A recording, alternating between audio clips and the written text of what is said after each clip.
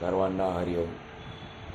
सुखासारिखे पूर्ण वैराग्य ज्याचे, वसिष्ठा परी ज्ञान योगेश्वराचे. कवी वाल्मिका सारिखा मान्य ऐसा, नमस्कार माझा सद्गुरु रामदासा. श्रीमद्भागवत दशक 14मध्ये आपण आज समास 5वाचा अभ्यास करणार आहोत. या 5व्या समासाचं नाव आहे हरिकथा लक्षण. हरिकथा लक्षण. मागचा जो आपण समास शिकलो 4था समास, त्याचं नाव होतं कीर्तन लक्षण.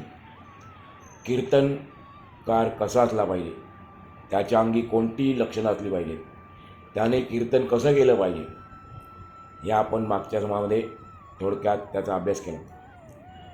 आज त्यातलाच एक भाग आहे हरिकथा लक्षण. भगवंताची कथा कशी करावी, हरीची कथा कशी असली पाहिजे, त्याची लक्षणं काय काय आहेत, ते आपल्याला समर्थ या समाजातून सांगणार आहे. भगवंताची भेट होण्याकरता, भगवंताच्या प्राप्तीकरता, किंबहुना भगवत स्वरूप होण्याकरता सर्वच शास्त्रकार, साधू, संत, महात्मे आपल्याला हीच गोष्ट सांगत आलेली आहे की कलियुगामध्ये कीर्तनाला अनन्यसाधारण महत्त्व आहे.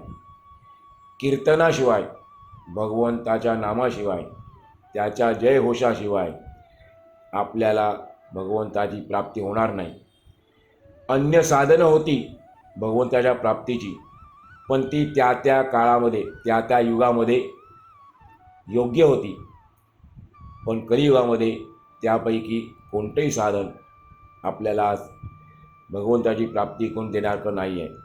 केवळ एकच, ते म्हणजे भगवंताचं नाम. परमार्थात वृत्ती ही हृदयात स्थिर व्हावी लागते. इतर साधनं भगवंताच्या प्राप्तीकरता आजच्या काळात कशी कमी आहेत ते आपल्याला सांगतात समर्थ.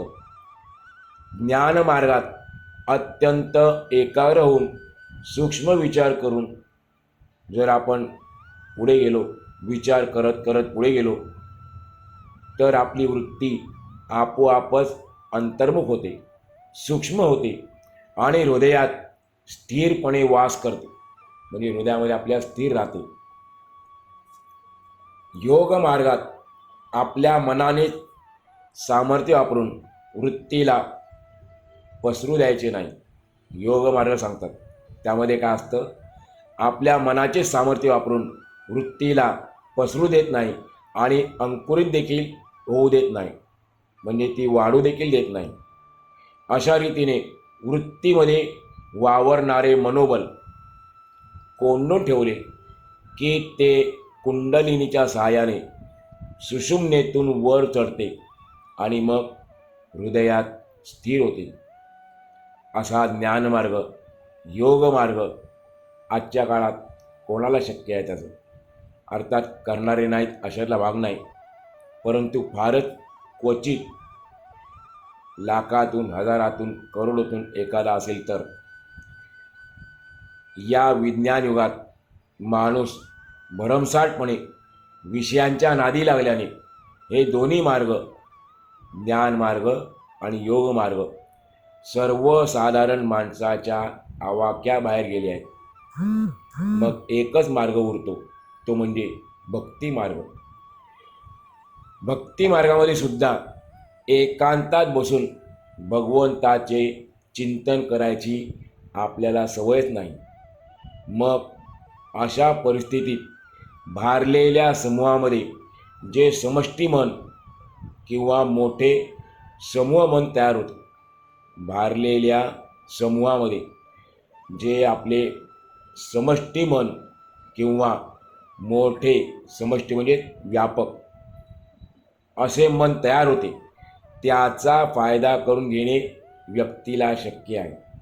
आणि ही गोष्ट कीर्तनामधून सहज साध्य होते. हरिकीर्तन मोठे और आहे, विलक्षण आहे. त्यामध्ये रसभरीत कथा, नाट्य, संगीत, नृत्य, विनोद, भक्ती आणि अध्यात्म यांचे मोठे विलक्षण सामर्थ्य असते. कीर्तन का करायचं? कारण त्यामध्ये या सर्व गोष्टी सामावलेल्या असतात.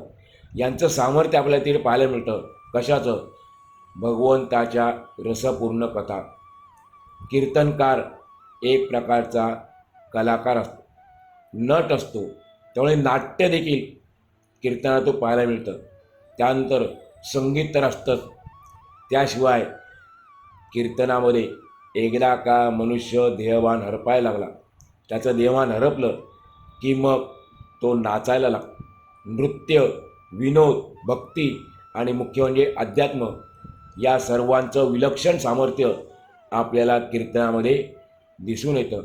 त्यामुळे सर्व पातळीवरील, सर्व स्तरावरील, सर्व स्वभावाच्या, सर्व व्यवसायाच्या, सर्व परिस्थितीतील लोकांना एका भगवत प्रेमाचा पुण्यमय वातावरणात घेऊन जात आहेत. अगदी सामान्य माणूससुद्धा काही वेळ तरी अंतर्मुख झाल्याशिवाय राहत नाही. अशा रीतीने नकळतपणे पेरलेले अंतर्मुखतेचे बीज कालांतराने वाढते. सामान्य माणसाच्या अंतःकरणामध्ये नकळतपणे अंतर्मुखतेचे बीज पेरले जाते आणि मग ते हळूहळू वाढायला लागते आणि परमार्थाच्या मार्गावर नेऊन सोडते. स्वामीजी सांगतात, आपल्याकडील कीर्तन संस्थेने परमात्मा जगवण्याचा आणि वाढवण्याच्या बाबतीमध्ये फारच मोलाचे कार्य केले आहे, यात जराही शंका नाही.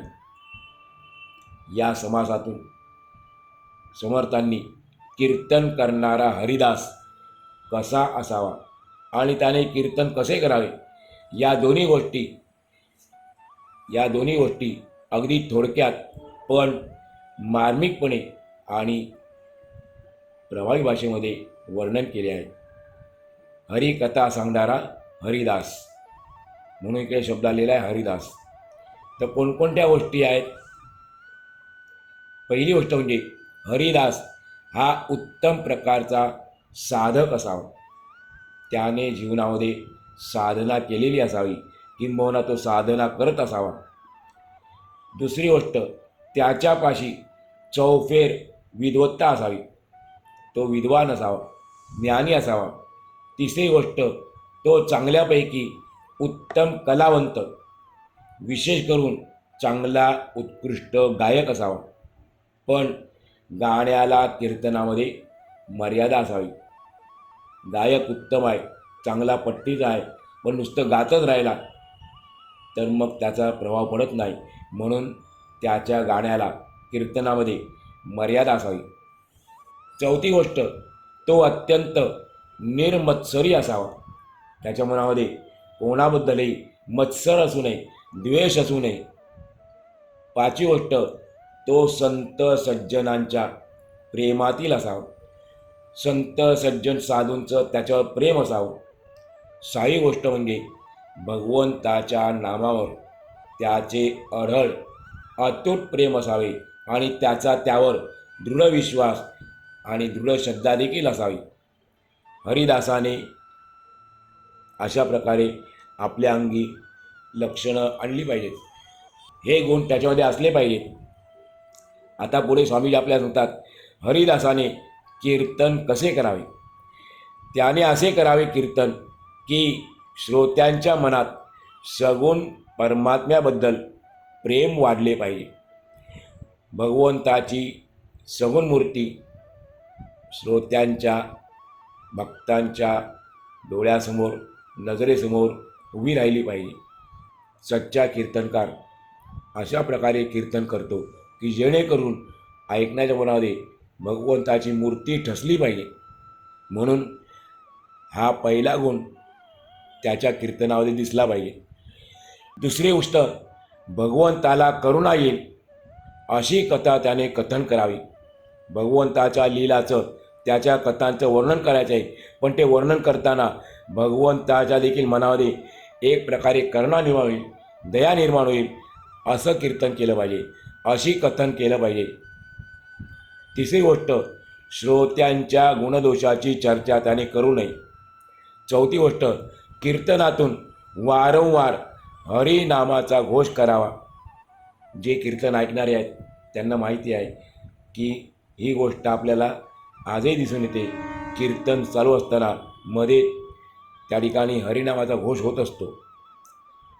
पुढे समोर सांगतात, पाचवी गोष्ट म्हणजे साधू जर ऐकायला बसले असतील, साधूजन जर ऐकायला बसले असतील तर कीर्तनकाराने, हरिदासाने अद्वैताचे वर्णन करावे. द्वैताचे नाही, भगवंत आणि भक्त एकच आहेत, त्याला म्हणतात अद्वैत, त्याचं वर्णन करावं. भाविक भक्त जर बसले असतील समोर तर कीर्तनकाराने, हरिदासाने वैराग्य आणि अनुताप प्रतिपादन करावे. पुढे सांगतात, सहावी गोष्ट, कीर्तनात सर्व प्रकारचे साहित्यात वर्णन केलेले रस असावे. 9 प्रकारचे रस आहेत साहित्यातले, परंतु शृंगार रसाचे वर्णन करताना पहिला जो रस येतो साहित्यातला, वाङ्मयातला, त्याला म्हणतात शृंगार रस. या शृंगार रसाचे वर्णन करताना स्त्रियांच्या रूप लावण्याचे वर्णन टाळावे आणि आपले मन भगवंताशी गुंतवून कीर्तन करावे. श्रोत्यांचे मन भगवंताच्या प्रेमभक्तीने भारून टाकावे. अशा प्रकारच्या हरिकथेने जगाचेही कल्याण होते आणि स्वतःचा सुद्धा उद्धार होतो. श्रोत्यांनी स्वामीजींना प्रश्न विचारला होता की हरिकथेचे लक्षण कोणते. त्यावर उत्तर देताना स्वामी सांगतात की त्याचे उत्तर जाणत्या लोकांनी सावधपणे ऐकावे. हरिकथा कशी करावी, तिच्यात रंग कसा भरावा, म्हणजे त्या कथेच्या योगाने भगवंताची कृपा संपादन करण्याची योग्यता प्राप्त होईल. ते आता तुम्हाला सांगतो. समजा सोन्याला सुगंध सुटला किंवा उसाला सुंदर, गोड, मधुर आणि रसाळ फळे आली तर तो मोठा अपूर्व योग आहे.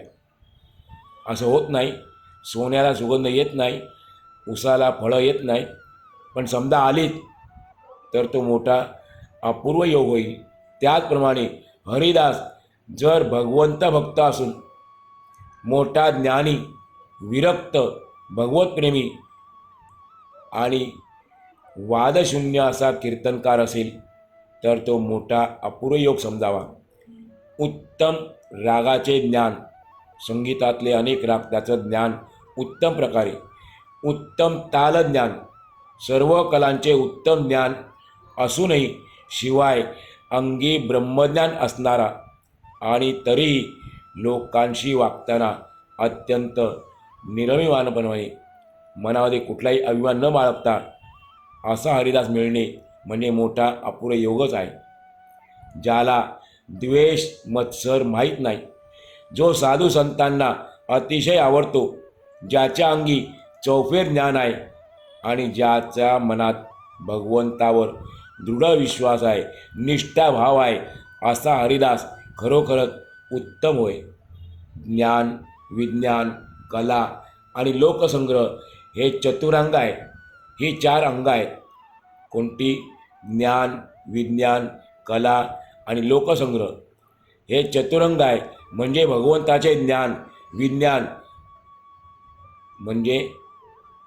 म्हणजे काय? स्वामी सांगतात, विज्ञान म्हणजे विश्वाचे ज्ञान. कला म्हणजे साहित्य, संगीत, नृत्य इत्यादी कलेचे ज्ञान. आणि लोकसंग्रह म्हणजे समाज संघटना, समाजाला एकत्र करण्याचे ज्ञान. देवाची जयंती, संतांची पुण्यतिथी या आणि अशा प्रकारच्या अनेक पर्वण्या परमात्मा जेथे सामर्थ्य रूपाने राहतो अशी थोर तीर्थे आणि क्षेत्रे यांना जो मानित नाही, शब्द पांडित्याच्या अभिमानाने या सगळ्यात काही अर्थ नाही असे जो म्हणतो त्या पामराला भगवंताची प्राप्ती होत नाही. कोणाला? जो देवांची जयंती, संतांची पुण्यतिथी यासारख्या पर्वण्या जेथे भगवंताचे सामर्थ्य आहे अशी थोर प्रकारची तीर्थे, क्षेत्रे, तीर्थक्षेत्रे याला जो मानित नाही, उगीच आपल्या पांडित्याच्या जोरावरती ह्यात काही अर्थ नाही त्यात काही अर्थ नाही असं म्हणतो, त्याला भगवंताची प्राप्ती होत नाही. एकीकडे निर्गुण आहे किंवा नाही या संशयाने निर्गुण ब्रह्म हातचे गेले, तर दुसरीकडे ब्रह्मस्वरूपाच्या शब्दज्ञानाने सगुण खरे नाही असे वाटू लागले. अशा देहाभिमानामुळे सगुण आणि निर्गुण दोन्हीकडे नागावल्याप्रमाणे त्याची अवस्था होते. तो मनुष्य दोन्ही ठिकाणी फसतो. त्यामुळे सगुण आणि निर्गुण दोन्ही हातचे सुटतात. म्हणून अशा प्रकारची हरिकथा हरिदासाने करू नये. त्यासाठी उत्तम हरिकथा, उत्तम कीर्तन कसे करावे याबाबत समर्थ पुढे सांगतात. सगुण मूर्तीपुढे मोठ्या श्रद्धेने आणि अत्यंत प्रेमाने आवडीने कीर्तन करावे. कीर्तन कुठे करावे? भगवंताच्या सगुण मूर्तीपुढे करायचं. पण कसं करायचं? अत्यंत आवडीने, प्रेमाने, श्रद्धेने कीर्तन करायचं. त्यामध्ये अत्यंत करुण भावाने भगवंताला आळवावे. भगवंताची अनेक प्रकारची रूपे, त्याच्या प्रतापाचे वर्णन करावे, त्याची कीर्ती सांगावी. अशा प्रकारे भगवंताचे गुण गायले असता कीर्तनामध्ये मोठा रसाळपणा उत्पन्न होतो आणि ते ऐकून सर्व श्रोत्यांच्या अंतःकरणात भगवंताचे प्रेम उचंबळून येते. सर्वांना परमानंद प्राप्त होतो. उत्तम कीर्तन करण्याची युक्ती अशी की सगुणाच्या प्रतिपादनामध्ये निर्गुणाचे वर्णन करू नये, कारण त्या दोन बाजू आहेत. भगवंताची ती दोन्ही रूपं आहेत. सगुणाचं वर्णन चाललेलं आहे, तिथे निर्गुणाचं करू नये. तसेच समोर बसलेल्या श्रोत्यांपैकी कोणाचेही गुणदोष काढून त्यावर बोलू नये. देवाच्या वैभवाचे वर्णन करावे. अनेक प्रकारे देवाचे महत्त्व सांगून श्रोत्यांना पटवून द्यावे. सगुणाच्या ठिकाणी संपूर्ण भाव ठेवून कीर्तन करावे. हरिकथा करताना लोकांची लाज सांडावी, पैशाची आशा सोडावी, कीर्तनाची नित्य नवी आवड उत्पन्न करावी. इतर गोष्टी मनाने बाजूला सारून शुद्ध कीर्तनाची गोडी वाढवावी. देवळाच्या अंगणात कीर्तनाआधी उभे राहिल्यानंतर अत्यंत नम्र व्हावे. अगदी निशंक मनाने, निसंदेह मनाने देवाला साष्टांग नमस्कार करावा. हातांनी टाळ्या वाजवाव्यात, पायांनी नृत्य करावे आणि वाणीने केवळ भगवंताच्या नामाचाच जयघोष करावा. ज्या देवासमोर कीर्तन असेल त्याची कीर्ती वर्णन करावी. अतिशय महत्त्वाचं सांगितलेलं आहे. ज्या भगवंताच्या दारात, ज्या मूर्तीसमोर आपण कीर्तन करतो आहे त्याच्याच कीर्तीचे वर्णन करावे. कारण असं आहे, एका देवाच्या समोर दुसऱ्या देवाची कीर्ती वर्णन केल्यामुळे कथेला रंग भरत नाही. देवाला काही राग येत नाही, पण जी कथा चालू आहे त्या कथेचा बेरंग होतो. समजा समोर सगुण मूर्ती नाही आणि साधू संत ऐकायला बसले आहेत, अशा प्रसंगी कीर्तनामध्ये अद्वैत तत्त्वज्ञान सांगावे. पण समजा समोर सगुण मूर्ती नाही आणि संतही नाहीत, केवळ भाविक श्रवण करायला बसले आहेत, तर अशा प्रसंगी प्रपंचाबद्दल अनुताप आणि वैराग्य यांचे प्रतिपादन करावे. कारण प्रपंचामध्ये आसक्ती असेल तर आपल्याला परमार्थात प्रगती करता येत नाही. प्रपंचाबद्दल आपल्या मनात अनुताप पाहिजे, वैराग्य पाहिजे. कीर्तनात शृंगार, वीर, करुण, अद्भुत, शांत, भयानक, बिभत्स, रौद्र आणि शांत हे 9 प्रकारचे रस अवश्य असावेत. पण त्यामध्ये एक गोष्ट जाणीवपूर्वक टाळावी. स्त्रियांची हालचाल, हावभाव, लीला, कौतुक यांचे वर्णन करू नये. कीर्तनामध्ये स्त्रियांच्या सौंदर्याचे वर्णन केल्याने श्रोत्यांच्या मनामध्ये कामवासनेचा विकार निर्माण होतो. त्यामुळे श्रोत्यांचा संयम तात्काळ सुटतो. म्हणून साधकाला जे बाधते ते कीर्तनामध्ये टाळावे. स्त्रियांचे वर्णनाने स्त्रियांचे ध्यान घट्टपणे राहते. ज्याचं वर्णन चाललेलं आहे त्याचंच मनुष्य ध्यान करतो. जर वर्णन स्त्रियांचं चाललं असेल तर स्वाभाविक आहे त्यांचंच ध्यान मनामध्ये घट्ट होणार. म्हणून स्त्रियांचे ध्यान मनामध्ये ठसल्यानंतर ईश्वराचे ध्यान लागणे कठीण जाते. पण समजा कीर्तनात ईश्वराच्या रंगाचा भंग झाला आहे, ईश्वराच्या रंगाचा भंग झाला आहे, पण नंतर एक क्षणभर जरी भगवंताचे ध्यान बरोबर जमले तरी त्या प्रेमाच्या बळाने भंगलेला रंग पुन्हा उचंबळून येतो. एकदा का मन भगवंताच्या ध्यानात गुंतले की मग माणसाला लोकांचे स्मरणच राहत नाही आणि मग निशंक आणि निर्लज्ज होऊन कथा चालू केली की रंग तुडुंब भरतो. हरिदासाच्या अंतःकरणात आणि श्रोत्यांच्या अंतःकरणात हा प्रेमरंग भगवंताविषयीचा तुडुंब भरतो. कीर्तनामध्ये आणखीन एक विशेष असा आहे, पुष्कळ भाषा आहेत, पुष्कळ कला आहेत, कोकिळेसारखे कंठ माधुर्य आहे. या सर्व गोष्टी हरिदासापाशी असल्या पाहिजेत. पण भक्तिमार्ग म्हणून काही वेगळाच आहे, तो फक्त भक्तच जाणतात. भक्तांना केवळ एक देवाचेच ध्यान लागलेले असते. भक्त कोणा म्हणायचं? एक व्याख्या ऐकली असेल आपण, जो भगवंतापासून कधी विभक्त होत नाही त्याला म्हणायचं भक्त. विभक्त म्हणजे वेगळा. मग आपण भगवंताच्या मूर्तीसमोर 24 तास बसून राहायचं का? याचा अर्थ तसा नाही.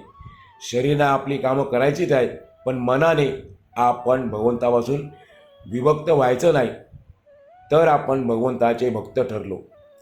त्यामुळे भक्तांना केवळ एक देवाचे ध्यान लागलेले असते. देवाशिवाय इतर काहीही ते जाणतच नाही.